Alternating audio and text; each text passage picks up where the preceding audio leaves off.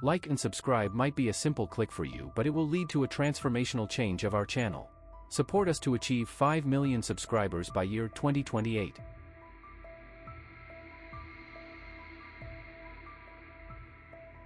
Whispers suggest that over 2 millennia ago, a meteor plummeted from the heavens, striking Mount Hukuo. The ancient monster Taotai emerged amidst the green glow in the sky. These creatures devour humans instantly to satiate the Beast King's hunger. Once the king is satisfied, it reproduces endlessly. Should Taotai breach the Great Wall and invade Bianliang, the city's 2 million inhabitants will become their feast. The emperor commanded his soldiers to defend the Great Wall to the death against these monsters.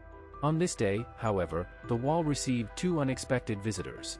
The guards discovered a severed Taotai arm on them. They claimed to be merchants passing through, but the vigilant Lin Mei saw through their lies. It turned out they were European mercenaries. The Chinese had invented black powder, making them unbeatable in battle. Europeans had long sought to steal this gunpowder formula. They came to China aiming to profit from the black powder but were ambushed by Taotai. Everyone but the 2 of them perished. They did, however, manage to sever one of the Taotai's arms. Later, they were pursued by the Khitan and had no choice but to flee to the Great Wall's base. When Lin Mei was about to execute them, General Xiao intervened as William claimed he had severed the arm. No ordinary person could kill Taotai, let alone amputate its arm. General Xiao decided to imprison them to clarify the situation.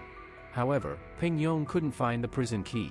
Meanwhile, a massive Taotai force launched an assault on the city. The soldiers had to guard the walls with the prisoners in tow. The soldiers wondered what could terrify such a formidable Eastern army. The Shadowless Army in the story exemplifies the Eastern Army's might. They use 5 animals as their emblems. The blue armored flying units are the Crane Troop. The red armored archers are the Eagle Troop. The yellow armored artillery is the Tiger Troop. The black armored unit is the Bear Troop. The purple armored cavalry is the Deer Troop. Despite being well equipped, the army had slim chances against Taotai's onslaught. Suddenly, Taotai swarmed like a tidal wave. To the beat of war drums, the Tiger Troop launched flaming projectiles from a distance. The Eagle Troop followed, releasing a barrage of arrows. Despite the fierce attack, Taotai showed no fear. As they neared the wall's base, the Crane Troop intervened. Though all women, their role was crucial. With their agile bodies and ropes, they held Taotai at bay. At that moment, a Taotai horde approached from afar. The Beast King was advancing. General Xiao ordered fireballs laced with barbed wire to target the Taotai leader. Astonishingly, its guards' defense was so strong they remained unscathed. Then, the feathers atop its head twitched, signaling the Taotai army to strategize. They ceased their chaotic attack and cooperated to build siege ladders, swiftly scaling the walls. Meanwhile, the tied-up William and Bouchard panicked. They tricked Peng Yong, their guard, and had Ballard untie them. They intended to flee, but William, seeing Peng Yong in peril, decided to rescue him. However, the ferocity of Taotai meant ordinary attacks were futile. Its sole vulnerable spot was the eye beneath its armpit. Using his spear, William restrained Taotai and, with Bouchard's help, killed it. The creatures continued their relentless assault. Millions of Taotai attacked the Great Wall, aiming to devour the 2 million residents of Bianliang. Despite the chaos, William remained composed. He instructed Bouchard to hold up a red cloth to obstruct the Taotai's view while he aimed his bow at the eye under its armpit. After slaying the Taotai on the wall, something peculiar occurred. The vast army of Taotai retreated, plotting a larger scheme. Following this incident, the 2 foreigners were hailed as heroes defending the Great Wall. Instead of being confined to a dark cell, they were honored guests at a banquet. The leader of the Eagle Troop inquired why William used a broken bow. William insisted it was unmatched, prompting laughter. General Xiao asked William to demonstrate the bow. Though reluctant, William complied. Bouchard then shot 3 arrows in rapid succession, showcasing impressive archery skills, earning the audience's applause. That night, Ballard invited them to discuss an escape plan. Ballard had been imprisoned for 25 years and had obtained black powder. He was now seeking a chance to escape, and Taotai's arrival presented an opportunity. They agreed to flee during the next Taotai attack. However, the West Arrow Tower soldiers were suddenly ambushed. When General Xiao arrived, he discovered that the Taotai had not taken the bodies.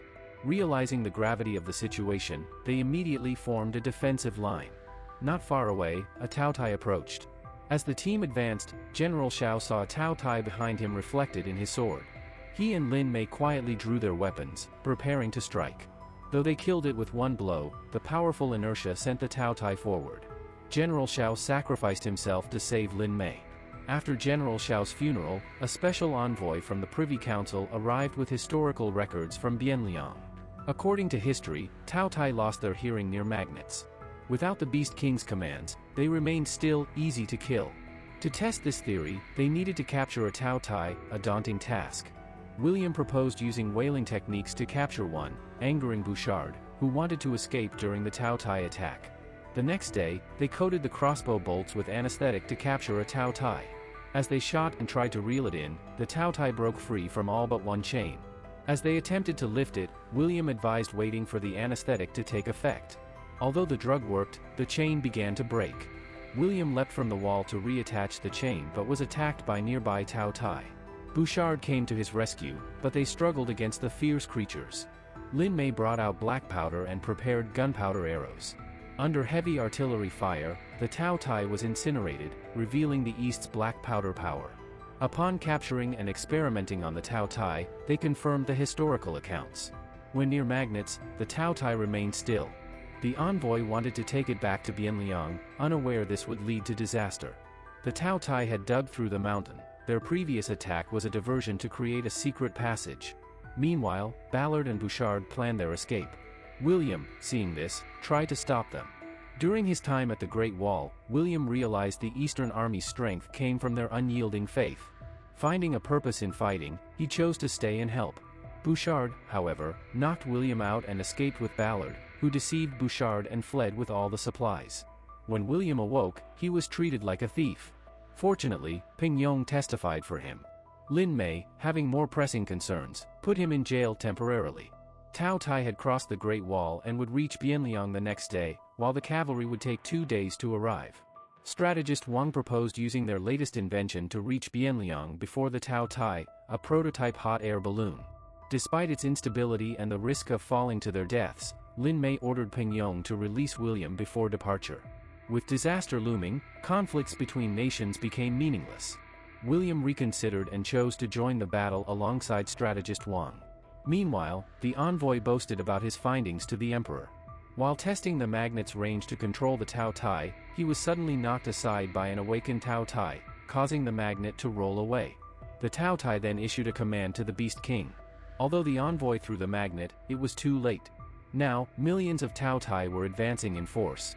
By the time Lin Mei arrived by balloon, Bianliang had turned into a massacre site.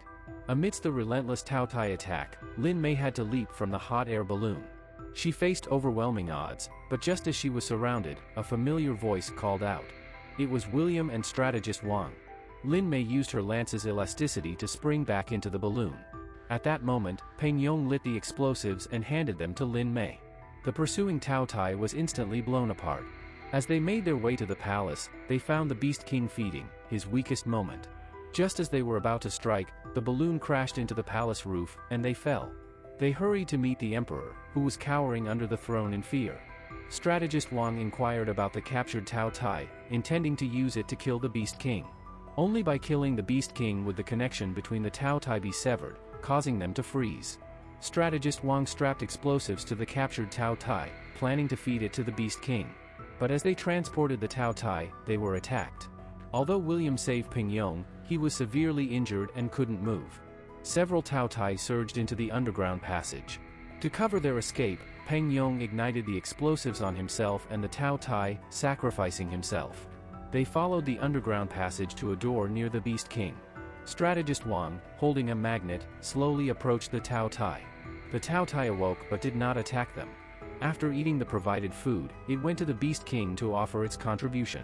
Strategist Wang remained on the first floor to prevent other Tao Tai from entering, while William and Lin Mei moved to the second floor to prepare to detonate the explosives with their arrows. However, the arrows were deflected by the Beast King's guards.